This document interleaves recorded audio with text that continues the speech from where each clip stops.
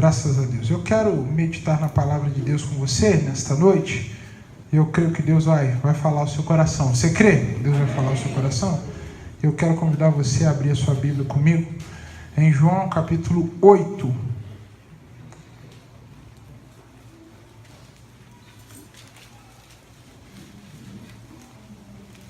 João capítulo 8, por favor. Abra a sua Bíblia.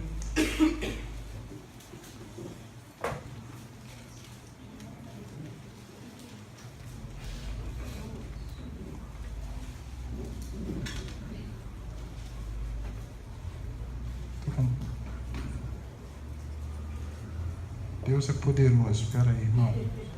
A tecnologia, ela te ajuda e às vezes ela atrapalha um pouco.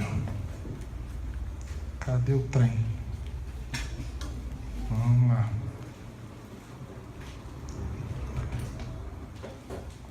Então, como está gravando, vou começar de novo. Quero convidar você a abrir a sua Bíblia em João capítulo 8. Do versículo 1 em diante diz assim: Jesus, porém, foi para o Monte das Oliveiras.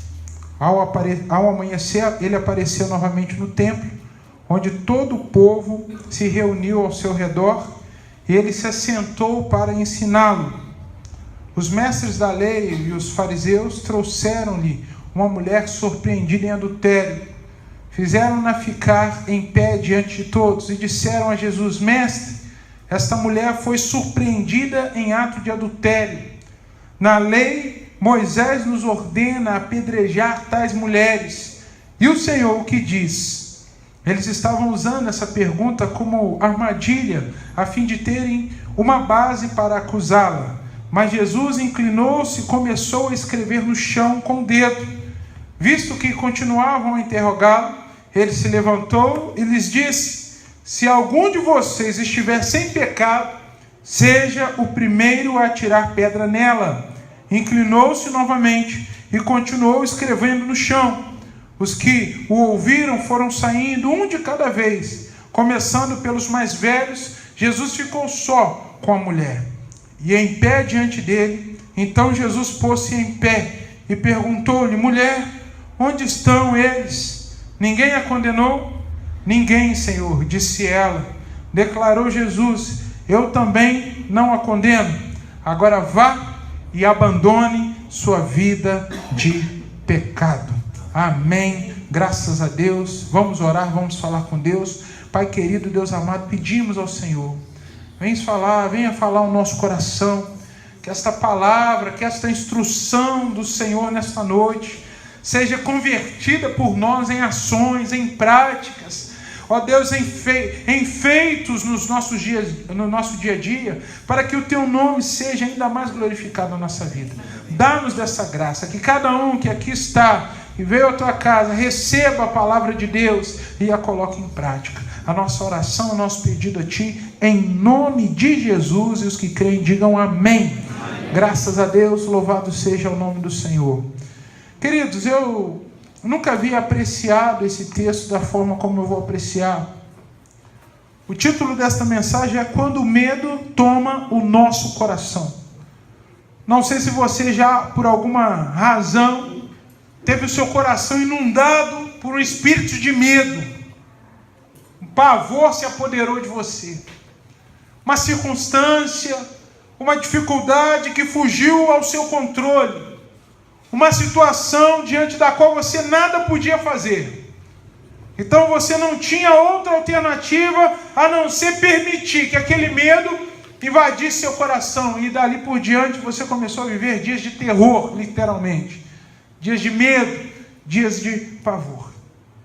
Eu fiquei imaginando e pensando, tentando me colocar no lugar desta mulher. A palavra de Deus nos diz que esta mulher ela foi apanhada no flagrante. Ela estava no ato do adultério.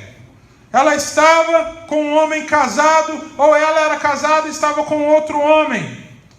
E quando ela foi apanhada naquele ato, ela já sabia o que ia acontecer com ela. Ela tinha conhecimentos históricos, conhecia talvez pessoas que tivessem passado pela mesma situação. Aquela era a ordenança bíblica de Levítico. Se for pega em adultério, a mulher deve ser apedrejada.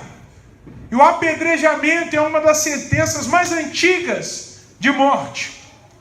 E ainda hoje, recentemente tivemos a discussão sobre o apedrejamento daquela mulher do Estado Islâmico que foi enterrada e foi apedrejada até a morte, porque foi surpreendida também em adultério. Ainda hoje, nos nossos dias, pessoas são apedrejadas. E é uma morte terrível, porque a pessoa é enterrada de forma que só fique metade do seu tronco para fora. Um pano é colocado sobre a cabeça da pessoa. Uma multidão cerca aquela pessoa todas com pedras nas mãos, e começam a atirar pedras, e vão atirando pedras e pedras e pedras, até que aquela pessoa pare de se mexer, e alguém vai lá, levanta o pano para ver se a pessoa está morta.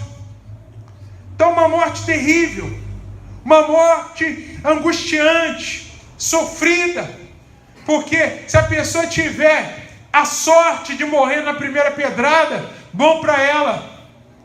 Mas geralmente não é isso que acontece. A primeira fere, a segunda fere, a terceira fere, a quarta fere, e a pessoa vai se debilitando ali debaixo daquele pano. Acredito que nos tempos de Jesus não havia panos, porque a multidão dos tempos de Jesus era uma multidão que ao mesmo tempo se comportavam como religiosos, mas eles gostavam de sangue. Era uma multidão que começou a aprender com os romanos o espetáculo da morte, porque os romanos sabiam muito bem como fazer espetáculos nas mortes, nas sentenças que eles atribuíam. E o povo acostumou, e o povo gostava de ver esse espetáculo da morte. Então aquela mulher sabia que não havia alternativa para ela. Não havia para ela saída. Não havia para ela condições de se livrar daquele estado. Ela sabia que estava naquela situação. Ela merecia estar naquela situação. Ela sabia que a morte lhe aguardava. Não havia misericórdia. Não havia conversa. Não havia apelo. Não, deixa eu apelar a outra instância. Deixa eu tentar ver. Não havia. Uma vez pega em adultério, só havia um caminho para aquela mulher. Qual o caminho? Morte. Só o caminho de morte. E eu posso afirmar para você, meu irmão querido, que está aqui nesta noite com toda certeza, que o coração daquela mulher foi inundado por medo, por pavor, por desespero, porque ela não tinha como escapar daquela situação. E eu fiquei imaginando, fazendo algumas conjecturas, e pensando se Jesus já era alguém conhecido para aquela mulher.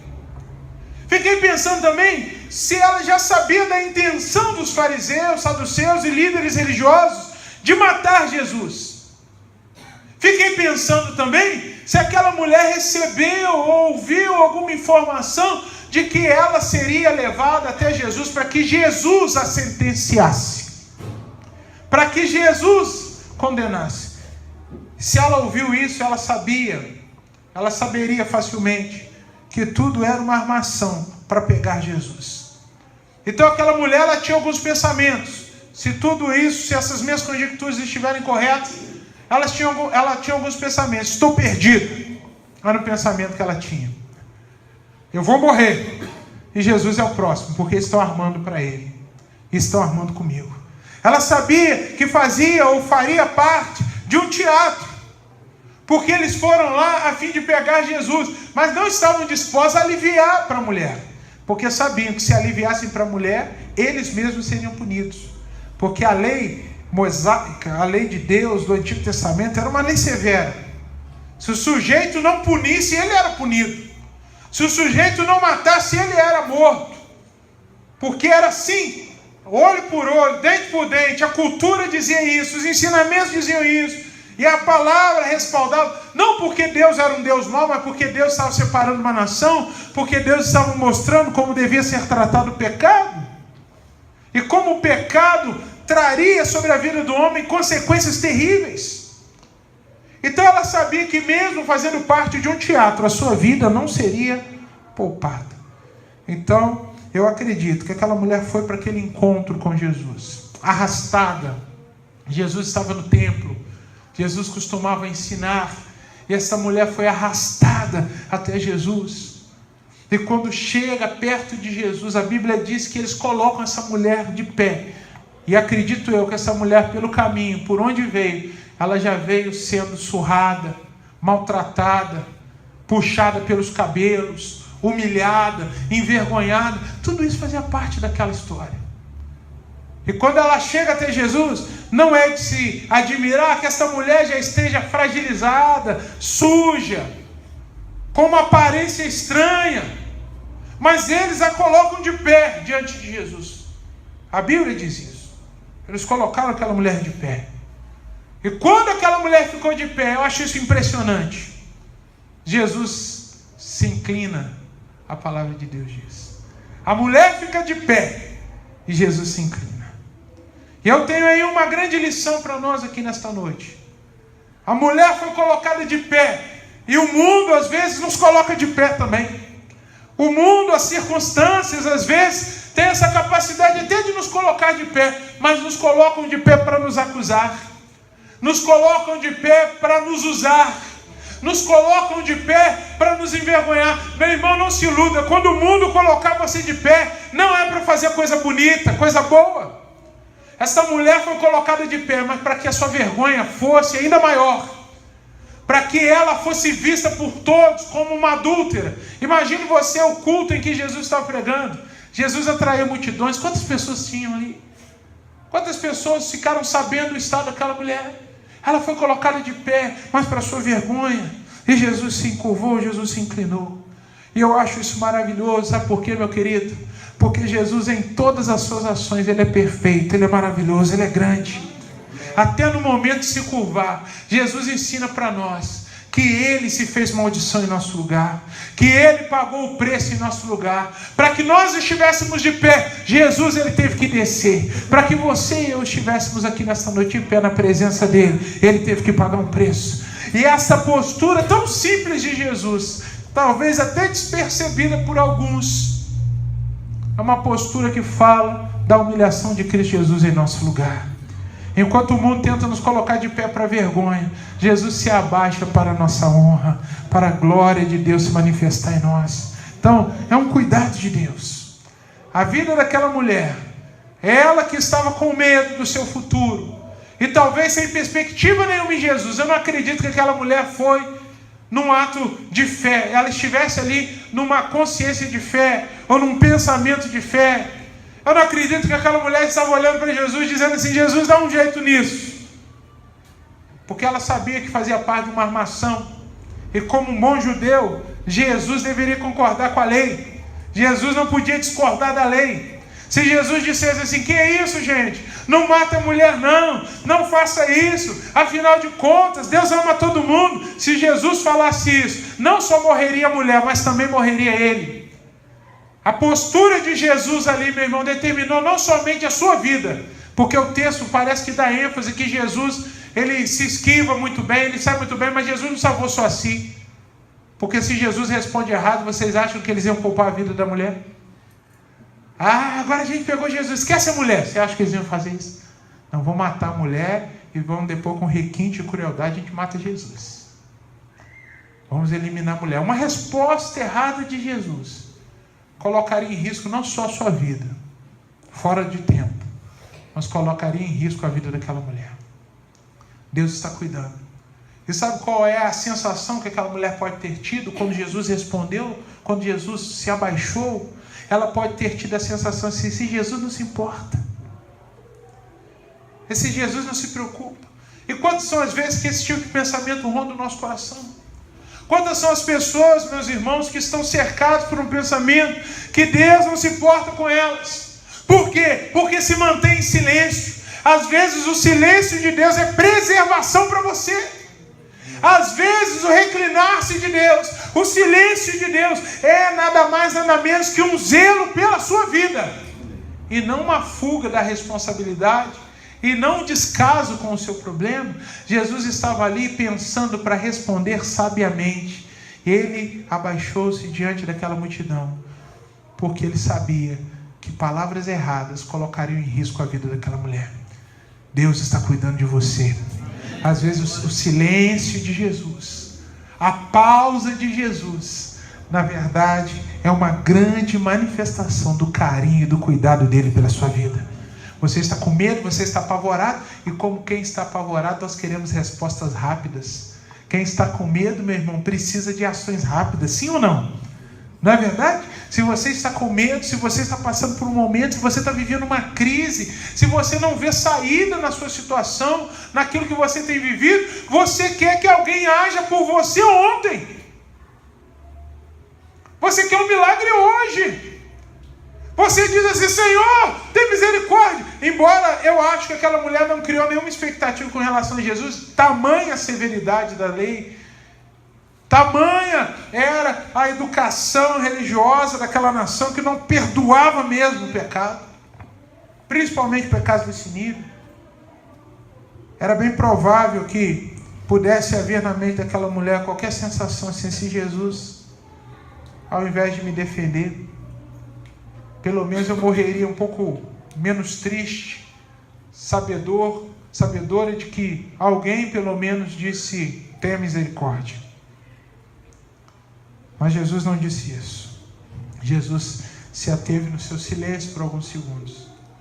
Então eu quero que você entenda isso. O silêncio de Deus pode manifestar um grande cuidado.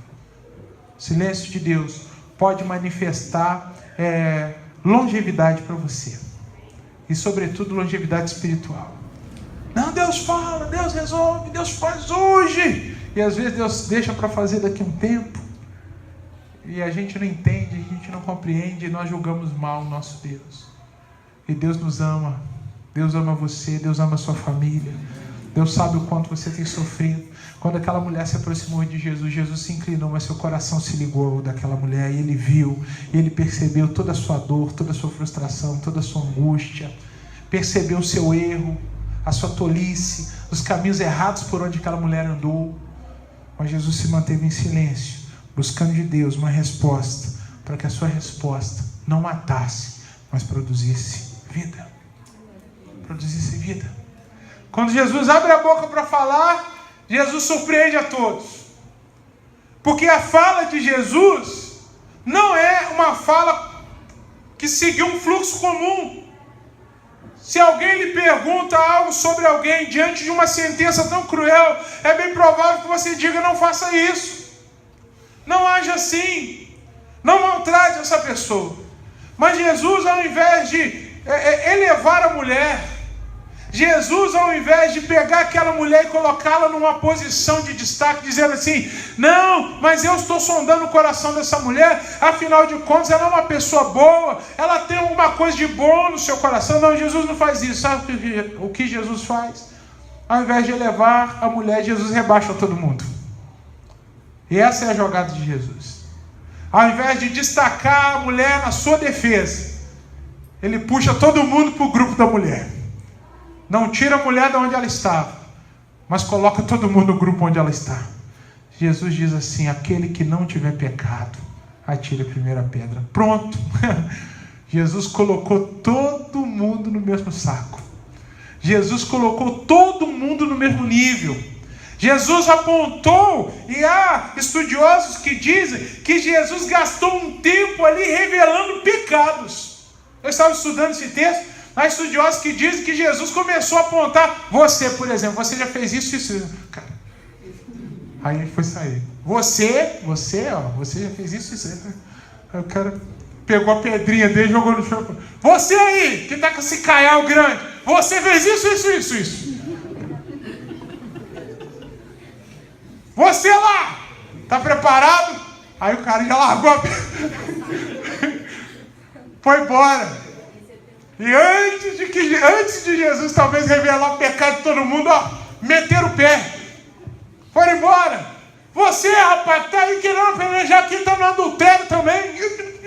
Eu? Aquele que não tiver pecado, atire a primeira pedra. Jesus trouxe todo mundo para uma condição. Jesus abriu os olhos daquela multidão. Jesus abriu os olhos daquelas pessoas. Jesus mostrou que a condição em que elas estavam, e essa foi a estratégia sábia de Jesus.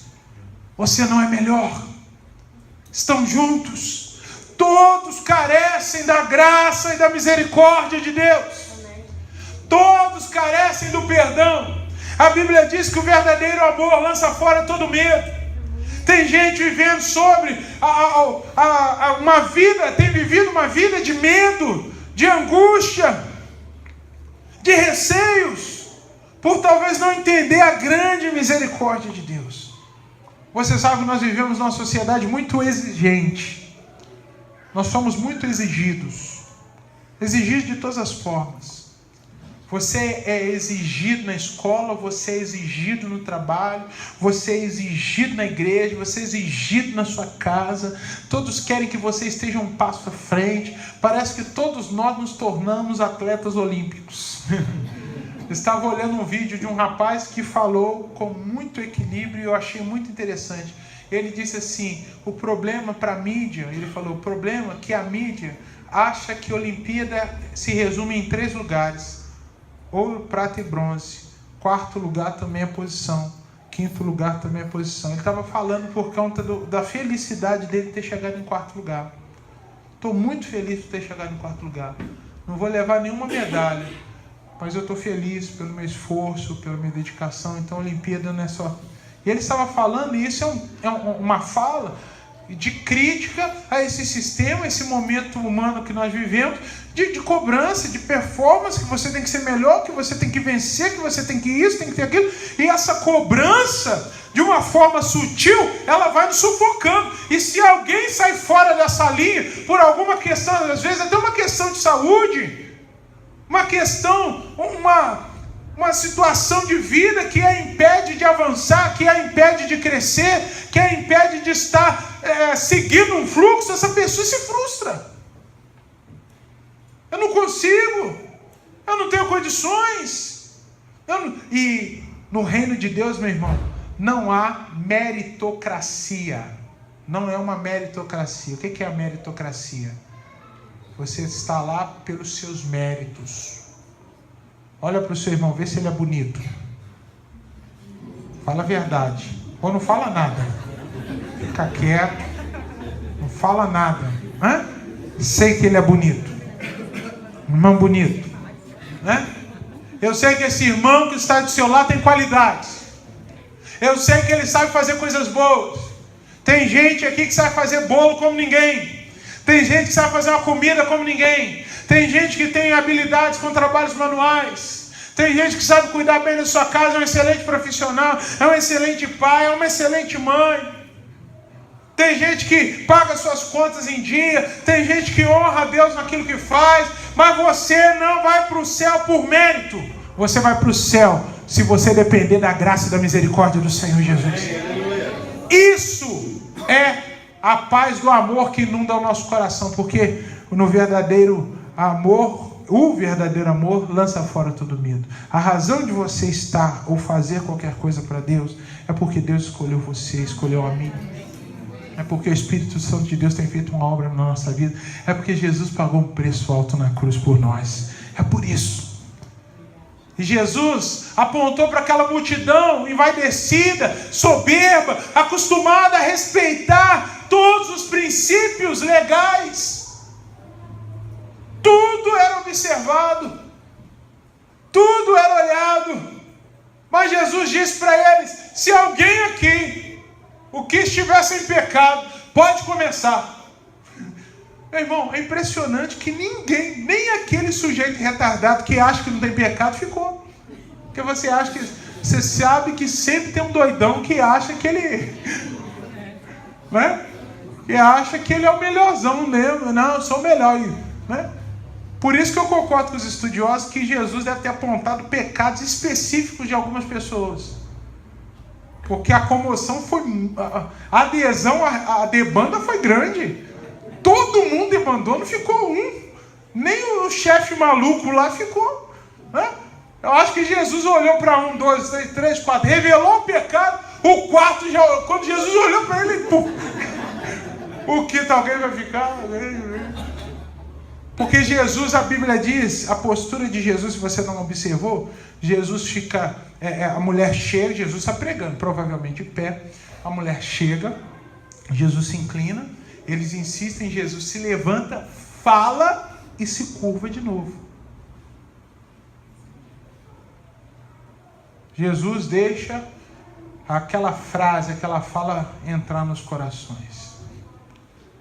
Meu irmão, o medo, ele é vencido quando nós cremos na graça de Deus. Quando nós cremos na graça. A graça é como uma redoma que nos protege. É como uma redoma blindada, protegida, forte, que nos protege, que nos guarda. Nem mesmo o diabo tem autoridade para passar por essa redoma de graça, que nos livra e que nos protege. Você está debaixo dessa redoma, protegido por Jesus Cristo. Ele ama você, Ele está cuidando de você. Então levante a sua cabeça.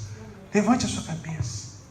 E entenda que não é uma questão de você ser mais certinho ou menos certo. É uma questão da graça de Deus que está sobre a sua vida. Em terceiro lugar, algo que eu também aprendo, por final, é que Jesus, a despeito de se curvar num ato de humilhação em favor daquela mulher, de dar uma palavra de sabedoria para que aquelas pessoas entendessem a condição em que estavam, que era uma condição de dependência da graça de Deus. Jesus também, ao olhar para aquela mulher, pergunta para ela: onde estão seus acusadores? Quem lhe acusa? Ninguém, Senhor. Jesus, o único que poderia acusar aquela mulher, o único que tinha autoridade para tapar, jogar a primeira pedra, o único que tinha condições de iniciar aquele processo de tortura, disse para ela assim: nem eu lhe condeno. Mas ele não disse só isso. Ele disse também: vá, não peques mais. Na versão NVI está até diferente, mas a frase mais comum e conhecida por todos nós: vá e não peques mais. Mudança de vida. Jesus nos recebe como estamos. Jesus derrama da graça dele sobre a nossa vida. Por conta do sacrifício que ele fez na cruz, ele tem essa condição. Mas ele diz para nós: mude de direção. Mude de direção, e o medo não fará mais parte do seu coração. E o medo e o pavor não fará mais parte. Por que aquela mulher estava apavorada? Porque a direção que ela estava conduzindo a sua vida era uma direção produtora de medo. E tem gente, querido, que está vivendo a sua vida numa direção que só traz e produz medo em seu coração. Às vezes o medo não é resultado simplesmente de um assombro de uma circunstância. Às vezes o medo é resultado de um caminho errado. De um caminho errado. Já ouviu a expressão: quem não deve, não teme? Concordo com essa expressão? É verdadeira? Sim ou não? Né? Hoje eu vi uma blitz. Como é que você fica quando você vê uma blitz? O documento. Isso. Meu Deus, misericórdia. Jesus, me guarda, me livra. Hã? Às vezes eu vejo a blitz, já aconteceu muitas vezes comigo. Já aconteceu de eu estar com o documento atrasado, já aconteceu de eu estar sem cinto. A blitz está lá, meu carro tem isso filme, o cara está me olhando, eu estou assim, ó.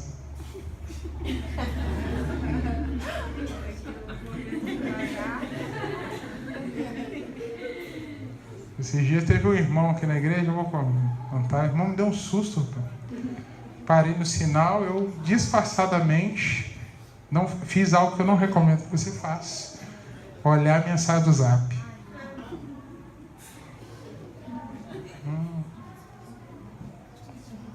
Irmão, eu só vi assim uma farda aqui, ó. Na hora que eu olhei para frente, o sinal já estava aberto, não sei quantos segundos. Só deu tempo de eu pegar. Aí eu vi que era o irmão da igreja. Não sei se ele me multou. Eu espero que não. Ele está aqui presente aqui no nosso meio. Não vou falar aqui não. Espero que ele tenha misericórdia do pastor. Atrapalhando o trânsito em coisa feia, né? Se você não deve, você não teme. Você não tem razão de ter medo se você não deve. É por isso que Jesus estava falando com aquela mulher: ajuste o seu caminho, aprume o seu caminho. Eu estou lhe perdoando, eu me humilhei, eu vou me entregar na cruz. Jesus já estava prestes a este ato. Eu vou me entregar à cruz por você, eu vou morrer por você. Todos carecem da graça e da misericórdia, mas apruma-se, ajuste-se, endireite-se, ande no caminho certo, e você afastará do seu coração o pavor e o medo. Confiança, fé, certeza andarão junto com você, se você fizer o que Deus quer que você faça. Então, o medo, irmãos, às vezes, ele é resultado de um caminho errado. O sujeito está sempre com medo, está sempre apavorado, está sempre angustiado. O rapaz e a moça que estão namorando errado, estão com medo dela estar grávida. Mas se não andasse errado, não estaria com esse medo. Se fizesse as coisas certas, não teria esse medo. O rapaz, a pessoa, o irmão, a irmã, que é um mau funcionário, tem medo de ser mandado embora, porque sabe da sua condição, sabe que o patrão sabe que ele faz corpo mole, que ele não trabalha com dedicação, e o nome dele é o primeiro da lista, e ele está apavorado, ele está com medo. Meu irmão, faça o que é certo, e Deus, ele vai honrar você. Como diz a palavra de Deus, se você tiver que sofrer, que sofra por perseguição, porque Deus permitiu, mas não porque você fez o que é errado. Deus estava dando uma chance àquela mulher, Deus está dando uma chance a todos nós. Esta noite é a noite de oportunidade. Esta mensagem fala de oportunidade. Esta vida aqui, esta mulher, nada mais é uma mulher símbolo da oportunidade, da misericórdia de Deus sobre a vida de alguém. E a misericórdia de Deus está sobre você aqui. Talvez você entrou nesse lugar aqui tão desesperançoso, tão sem paz no seu coração, com tanto medo, com tantos receios. Eu estou aqui para dizer para você que o Deus de misericórdia está aqui para estender as mãos sobre você, para abençoar você. Se aqueles que estão lá fora, se aqueles que não sabem da sua história, não conhecem, acusam você, não se importe, todos estão na mesma condição. Tanto o acusado quanto o acusador carecem da graça e da misericórdia de Deus. Todos os dois carecem da misericórdia de Deus. E o único que podia acusar e condenar eu e você, nesta noite está aqui para nos perdoar. Essa noite está aqui para dizer para nós: nem eu condeno você. Vá e não peques mais. Vá e mude de direção. E às vezes o pecado, a gente fala de pecado na igreja, as pessoas só pensam em pecados grandiosos, renomados, né? Como o próprio adultério, o roubo, a prostituição, a lascívia. E as pessoas se esquecem que pecado é uma coisa que pode se manifestar numa simplicidade muito grande, até ao ponto de confundir os crentes. Pecado é se afastar de Deus. Isso é pecado. Talvez você está vivendo uma frieza espiritual tão grande. Eu quero dizer para você que você carece da misericórdia de Deus. Não seja aquele que discursa assim. Já viu gente assim? Afinal de contas eu não faço mal para ninguém. Estou longe da igreja, pastor, mas faça minha oração, não faço mal para ninguém, não desejo mal para ninguém. Eu sou assim. Você é uma pessoa carente da graça e da misericórdia de Deus também. Tanto quanto o viciado que está aí por algum canto, caído, usando droga, usando álcool, carece. Eu e você também carecemos. Não somos melhores, porque um desviado não se torna menos desviado porque ele só saiu da igreja, mas ele continua de alguma forma devoto. Ele pode se tornar um grande religioso, mas um cristão verdadeiro precisa de muito mais do que isso. Que bom, menos mal, alguém pode dizer, e também concordo. A sociedade já tem delinquentes demais, já tem doentes, alcoólatras, perdidos, que precisam ser libertos, e Deus é poderoso para fazer isso. O outro que se mantém numa condição, bom, mas aos olhos de Deus, todo mundo, Jesus falou, quem não tiver pecado, não, está todo mundo nesse barco. E Jesus está ofertando para todo mundo, para mim e para você, o seu perdão e a sua misericórdia. Se o seu coração chegou aqui apertadinho, ele vai sair aqui liberado em nome de Jesus. Porque Deus está aqui neste lugar. Vamos ficar de pé. Em nome de Jesus.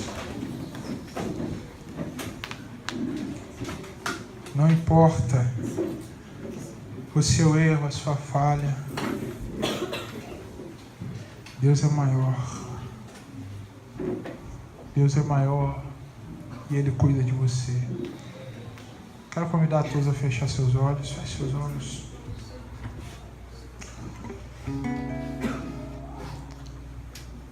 Será que você é uma pessoa que precisa de uma restauração hoje? De um renovo hoje? Talvez você veio aqui e já tem sentido a presença de Deus desde o início desse culto.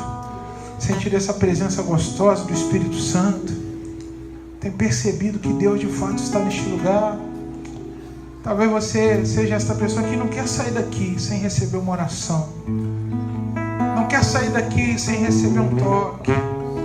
Não quer sair daqui do mesmo jeito que você entrou. E eu tenho uma fé muito grande na oração. Eu tenho uma fé que a oração ela funciona, irmão.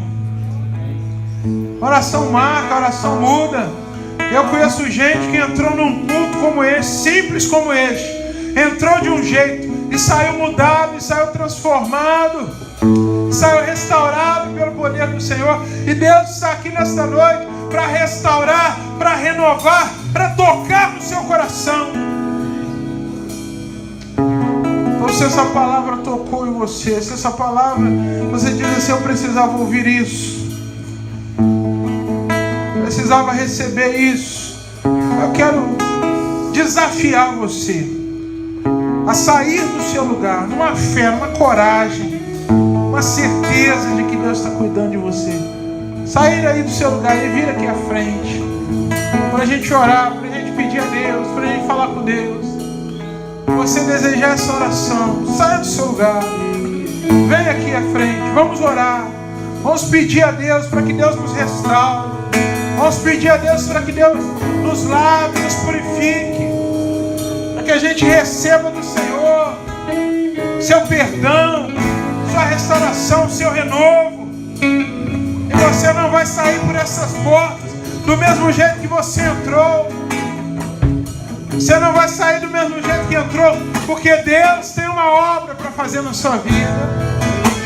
Deus trouxe você aqui.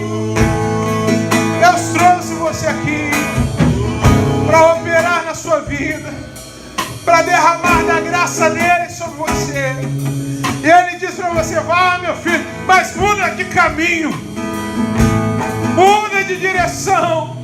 Estenda suas mãos, você que está aqui. Se você está aí no banco, ainda tocado pelo Espírito Santo, sai do seu lugar. Não importa se você não é o primeiro, não importa se você é o segundo, importa que você venha.